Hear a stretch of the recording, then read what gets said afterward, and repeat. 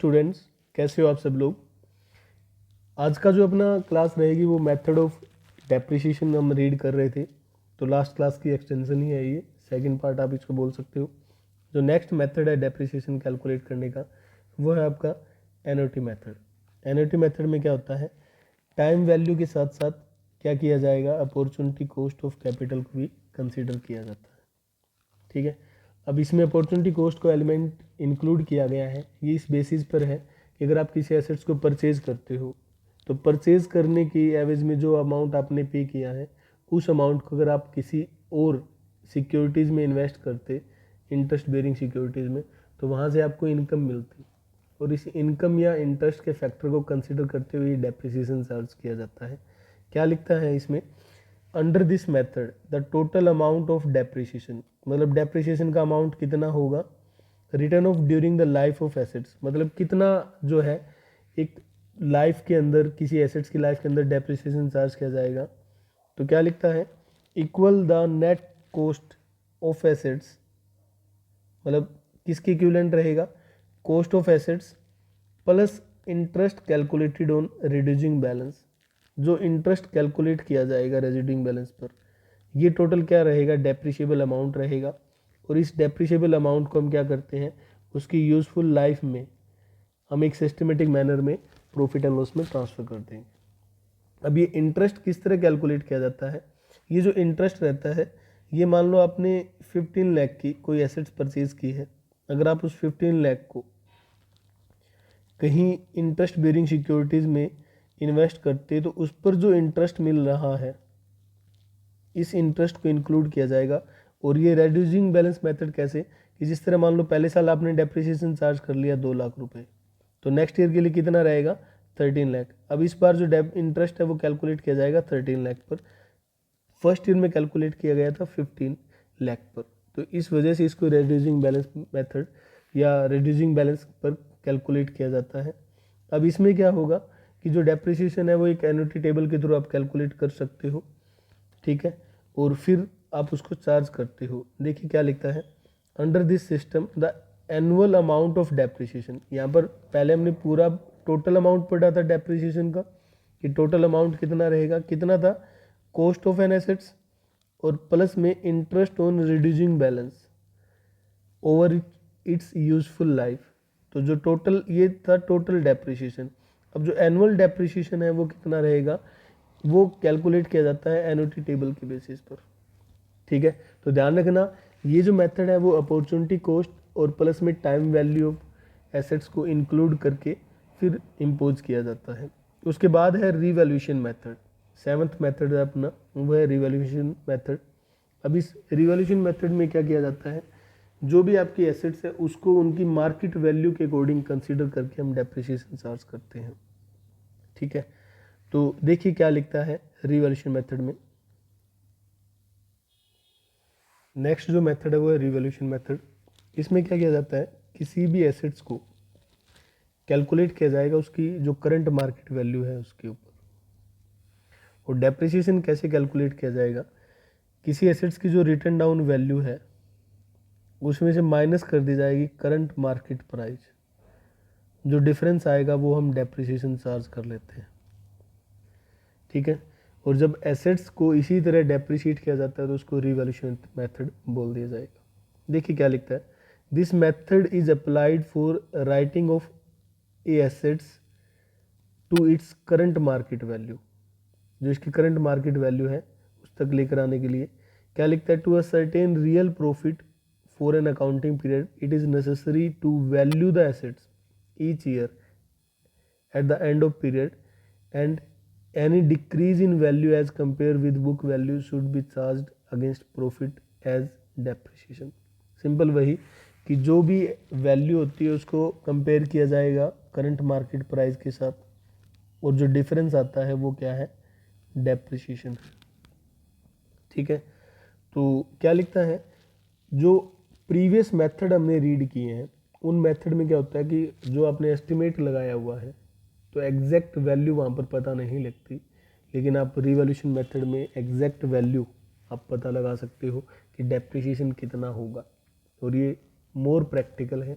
लेकिन यहाँ थोड़ी जो डिफ़िकल्टी वो इस मैथ में आएगी कि आप हर साल जो करंट मार्केट प्राइस है वो कैलकुलेट करना, या उसके लिए जो आपने स्टैंडर्ड डिसाइड कर रखे हैं वो एप्रोप्रिएट है या नहीं, उसमें आपको प्रॉब्लम आ सकती है यहाँ पर। ठीक है, इसके अलावा क्या लिखता है कि कई बार क्या होता है, ये जो रिटर्न डाउन वैल्यू है ये लेस देन हो जाती है करंट मार्केट प्राइस से। फॉर एग्जांपल किसी की रिटर्न डाउन वैल्यू है 10,000 लेकिन उसका मार्केट प्राइस है 12,000 रुपये, तो यहाँ पर डेप्रिसिएशन ना होकर क्या होता है, प्रॉफिट क्रिएट हो जाता है, और इस प्रॉफिट को हम क्या करते हैं, क्रेडिट कर देते हैं रिवैल्यूएशन रिजर्व अकाउंट में, और इसको लायबिलिटी साइड शो किया जाएगा। तो ये था आपका रिवैल्यूएशन मेथड। उसके बाद जो नेक्स्ट है वो है आपका डिप्लीशन मेथड। डिप्लीशन मेथड से आप डेप्रिसिएशन चार्ज करते हो जो भी नेचुरल रिसोर्सेज हैं उनसे। ठीक है, तो इसको हम डिप्लीशन मेथड बोलते हैं। ये चार्ज किया जाता है जो वेस्टिंग एसेट्स होती है या जो माइंस होती है, ठीक है, इनके ऊपर चार्ज किया जाता है। अब कैसे डेप्रिसिएशन चार्ज किया जाएगा डिप्लीशन मेथड में, ये होता है, मान लो कोई कोयले की जो है वो खान है, अब उसमें कितना कोयला है वो अपने को नहीं पता, लेकिन एक एस्टिमेट लिया जाता है। अब जो कोयला आप उसको इन्वेंट्री नहीं बोल सकते, इन्वेंट्री कब बोलोगे, जब आप उसको एक्सट्रैक्ट करते हो। ठीक है, तो जो एस्टिमेट लिया गया है, मान के चलते हैं वो 15 लाख का आपने अमाउंट लिया है कि इतना अपने पास कोयला है। ठीक है, तो जितना आप हर साल उससे एक्सट्रैक्शन करते रहते हो, मतलब कोयला निकालते रहते हो, उतना हम क्या करते हैं, उसको डेप्रिशिएट करते हैं। ठीक है, मतलब जितना कोयला आपने निकाल लिया वो आपकी रियल इन्वेंट्री हो जाती है, और आपकी जो एसेट्स है उसमें उतना अमाउंट की क्या आ जाएगी, कमी आ जाएगी, और जितना कमी आता है मतलब अमाउंट में डिक्रीज होता है, वही आपके लिए क्या रहता है, डेप्रिसिएशन रहता है एज पर डिप्लीशन मेथड। ठीक है, देखिए कैसे, आपने कितना एस्टिमेट लगाया, 15 लाख, फर्स्ट ईयर में आपने 3 लाख का जो कोल है वो निकाल लिया, तो अब इसकी वैल्यू कितनी रह जाएगी, 12 लाख। इसका मतलब जो आपकी फर्स्ट ओपनिंग बैलेंस था 15 लाख, क्लोजिंग बैलेंस 12 लाख, तो जो डिफरेंस है मतलब जितना आपने इन्वेंट्री क्रिएट किया उतना आपका डेप्रिसिएशन आ जाता है। ठीक है, तो इसी तरह मान लो नेक्स्ट ईयर आपने 12 लाख लिया, फिर आपने 2 लाख रुपए का कोयला और निकाल लिया, बैलेंस कितना आ जाता है, 10 लाख। तो ये जो 2 लाख है वो कंसीडर किया जाएगा एज ए डेप्रिसिएशन। ठीक है, तो डिप्लीशन मेथड में हम इस तरह डेप्रिसिएशन जो है वो चार्ज करते हैं। उसके बाद जो नेक्स्ट मेथड है, 9th मेथड अपना, machine hour rate. Machine hour rate में क्या किया जाता है, किसी भी मशीन की या एसेट्स की उसकी जो वर्किंग लाइफ है उसका एस्टिमेट किया जाता है। ठीक है, इफेक्टिव आवर्स निकाले जाते हैं, और डेप्रिसिएशन कैलकुलेट करने के लिए क्या किया जाएगा, जो कॉस्ट होती है उसमें से स्क्रैप वैल्यू माइनस कर दी जाती है, और इन इफेक्टिव वर्किंग आवर से डिवाइड कर दिया जाता है, तो ये पर आवर का जो है वो रेट निकल जाता है। और हर साल जितने आवर्स आप यूज करते हो उनको मल्टीप्लाई कर देना रेट पर आवर से, आप अमाउंट ऑफ डेप्रिसिएशन कैलकुलेट कर पाओगे। फॉर एग्जांपल, जैसे यहाँ पर जो रेट पर आवर हमने इस मेथड का यूज़ करके निकाला वो है यहाँ पर 1500 पर आवर है, और पूरे साल में हमने 20 आवर्स यूज़ किया, तो पूरे साल का जो डेप्रिसिएशन है वो कितना आ जाएगा, यहाँ पर 30,000 आ जाएगा। इसी तरह नेक्स्ट ईयर का आ जाएगा। ठीक है, तो बस एक चीज़ ये ध्यान रखना, जब आप इफेक्टिव वर्किंग आवर्स कैलकुलेट करते हो तो जो आइडियल टाइम है वो लेस कर देना। ठीक है, ये मेथड था आपका मशीन आवर रेट मेथड। उसके बाद जो नेक्स्ट मेथड है वो है production unit method. Production unit method में भी क्या किया जाता है, टोटल जो प्रोडक्शन किया जाएगा किसी मशीन से, मतलब जो उसकी कैपेसिटी है उसका एस्टिमेट लिया जाता है उसकी पूरी लाइफ में। क्या लिखता है, here it is necessary to estimate total output, मतलब आपको टोटल आउटपुट का एस्टिमेट लगाना जरूरी है after considering normal loss of output, मतलब नॉर्मल लॉस को आपको कंसीडर नहीं करना। ठीक है, पूरे लाइफ टाइम में एक मशीन कितना प्रोडक्शन कर पाएगी वो हम क्या करेंगे, आउटपुट निकालेंगे, और फिर उसको उसी आउटपुट की हेल्प से हम क्या करते हैं, पर आवर रेट निकालते हैं और डेप्रिसिएशन चार्ज करेंगे। ठीक है, डेप्रिसिएशन कैसे लिया जाएगा, कॉस्ट ऑफ मशीन डिवाइड, उसमें से माइनस कर दिया जाता है residual value divide by total expected output of machine. Total में क्या किया जाएगा, जो भी नॉर्मल लॉस है उसको माइनस कर दिया जाता है। ध्यान रखना यहाँ पर नॉर्मल लॉस को क्या कर दिया जाएगा, माइनस कर दिया जाएगा ठीक है।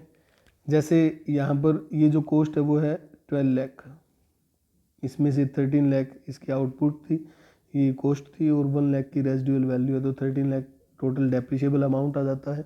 उसको डिवाइड कर दिया जाता है expected output of machine, expected हमने 24 लाख यूनिट है, तो पर यूनिट का कितना आ जाएगा 0.5। अब जितना प्रोडक्शन आपने किया है, मान लो हमने 20,000 यूनिट्स जो है वो प्रोड्यूस की, तो फर्स्ट ईयर का जो डेप्रिसिएशन है वो कितना आएगा 10,000 आएगा। इसी तरह मान लो नेक्स्ट ईयर में 40,000 है, तो जो डेप्रिसिएशन है वो कितना आ जाता है 20,000 आ जाएगा। ठीक है, तो ये था आपका प्रोडक्शन यूनिट मेथड। उसके बाद है डेप्रिसिएशन, नेक्स्ट मेथड है depreciation and repair fund method. अब इसमें क्या किया जाता है, जो कॉस्ट है, मतलब सबसे पहले अपन क्या करते हैं डेप्रिसिएबल अमाउंट निकालते हैं ना, तो वो हम कैसे निकालेंगे, किसी मशीन की जो कॉस्ट है उसमें ऐड कर दिया जाएगा estimated repair cost of an assets. किसी एसेट्स की जो एस्टिमेटेड कॉस्ट है रिपेयर कॉस्ट, उसको इंक्लूड करके टोटल जो अमाउंट आएगा उस पर हम क्या करते हैं डेप्रिसिएशन चार्ज करते हैं।